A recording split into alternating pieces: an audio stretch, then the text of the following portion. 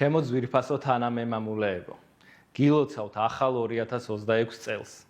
დამდეგი წელი იყოს ჩვენი ქვეყნისთვის იმედის, რწმენის, ერთიანობის და კეთილდღეობის მომტანი. განსაკუთრებული სითბოთი ულოცავ დევნილ და ოკუპირებულ ტერიტორიაზე მცხოვრებ ჩვენს მოსახლეობას, ადამიანებს, რომელთა მოთმინება და ერთგულება საქართველოს ძლიერი მომავლის საფუძველია. 33 ახალ წელს ხვდებით საკუთარი სახლებიდან შორს. თუმცა გვაერთიანებს მტკიცე რწმენა იმისა, რომ აღვადგენთ ყველა ჩატეხილ ხიდს და დავბრუნდებით აფხაზეთში. გასულმა წლებმა კიდევ ერთხელ გვაჩვენა რამდენად რთული, თუმცა უალტერნატივოა მშვიდობისა და ნდობის გზაზე თანმიმდევრული სვლა. ამ პროცესში კი საჭიროა ენგურის ორივე მხარეს მცხოვრები ჩვენი თითოეული თანამემამულის ინტერესების დაცვა, მათ საჭიროებებზე ზრუნვა და ისტორიული ერთობის აღდგენის ხელშეწყობა. სწორედ ამიტომ 2026 წელს კვლავაც პრიორიტეტად რჩება ჯანდაცვის, განათლების, კულტურისა და ეკონომიკის მიმართულებების გაძლიერება, ქართულ-აფხაზური ურთიერთობების გაღრმავება და შერიგებაზე დაფუძნებული დიალოგის განვითარება.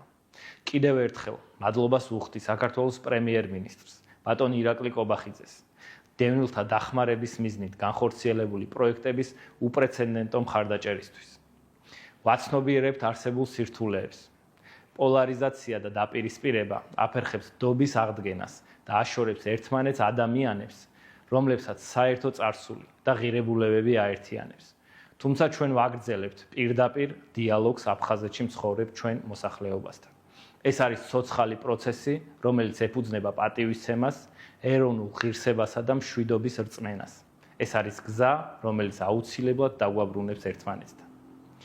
რომ მშვიდობისთვის გადადგმული ყოველი ნაბიჯი გაგვაერთიანებს და სულ მალე ერთიან, ძლიერ, მშვიდობიან საქართველოში ვიცხოვრებთ, ჩვენს აფხაზ დებთან და ძმებთან ერთად. ამ რწმენით და უფრო ნათელი მომავლის იმედით კიდევ ერთხელ გილოცავთ ახალ წელს. გისურვებთ ჯანმრთელობას, სიმტკიცეს, კეთილდღეობას და მალე ჩვენს მიწაზე, ჩვენს აფხაზეთში დაბრუნებას.